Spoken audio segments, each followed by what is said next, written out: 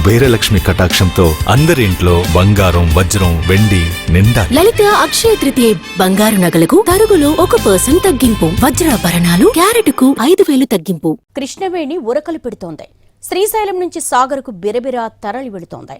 Dam 7 గేట్లు ఎత్తి దిగువకు నీరు విడుదల చేశారు. ఇటు గోదావరి ఉధృతి తగ్గిన లంక గ్రామాలింకా జల దిగ్బంధంలోనే ఉన్నాయి. వేలాది ఎకరాల్లో పంట పొలాలు నీట మునగడంతో రైతులు దిగాలు పడుతున్నారు.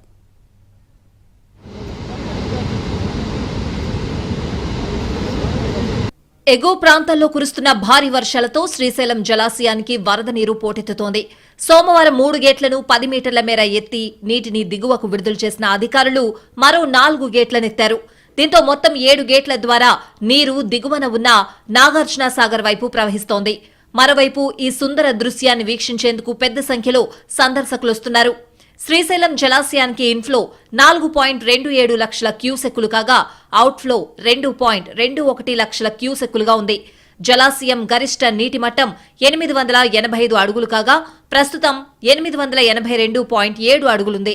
గరిష్ట నీటి నిల్వ సామర్థ్యం 215.8 టీఎంసీలు కాగా ప్రస్తుత నీటి నిల్వ 202.9 టీఎంసీలుగా నమోదైంది. కుడి ఎడమ జల విద్యుత్ కేంద్రాల్లో విద్యుత్ ఉత్పత్తి కొనసాగుతోంది. ఇటు సుంకేశ్ల జలాశయానికి వరద నీటి ప్రవాహం భారీగా కొనసాగుతోంది. అధికారులు 28 గేట్లు ఎత్తివేశారు. కేసీ కెనాల్కు 1,540 క్యూసెక్కుల నీటి విడుదల చేశారు. ప్రస్తుతం డ్యాంలో ఇన్ఫ్లో 1,60,000 క్యూసెక్కులుంటే అవుట్ఫ్లో 1,58,000 ఉంది. మరోవైపు గోదావరి వరద ఉధృతి క్రమంగా తగ్గుతోంది.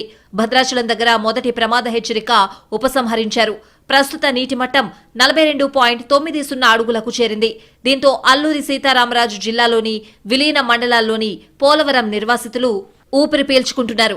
శబరి నదీ ప్రవాహం కూడా తగ్గుతోంది. ధవళేశ్వరం బ్యారేజ్ దగ్గర కూడా ప్రవాహం తగ్గుముఖం పడుతోంది. అధికారులు రెండో ప్రమాద హెచ్చరికను ఉపసంహరించారు. సముద్రంలోకి 13 లక్షల క్యూసెక్కుల నీటిని విడుదల చేస్తున్నారు. భారీ వర్షాలు, గోదావరి వరదలతో ఉమ్మడి తూర్పుగోదావరి జిల్లా పరిధిలో పంట పొలాలు నీట మునిగాయి. 90% పంట దెబ్బతిన్నట్లేనని ప్రాథమికంగా అంచనా వేశారు. రైతులకు మళ్లీ విత్తనాలు అందించేందుకు అధికారులు ప్రతిపాదనలు పంపించారు. అరటి, బొప్పాయి, పూలు, కూరగాయలు, తమలపాకు పంటలు 10,000 ఎకరాల్లో ముంపు బారిన పడ్డాయి. వరదల ప్రభావం కోనసీమ జిల్లాలోని 50 గ్రామాల పరిధిలో పలు గ్రామాలపై పడింది. మత్స్యకారులు కూలీ పనులపై ఆధారపడ్డవారు ఇళ్లకే పరిమితమయ్యారు. అత్యవసర పనుల మీద బయటకు వెళ్లాల్సిన వారంతా పడవల్లో రాకపోకలు సాగిస్తున్నారు.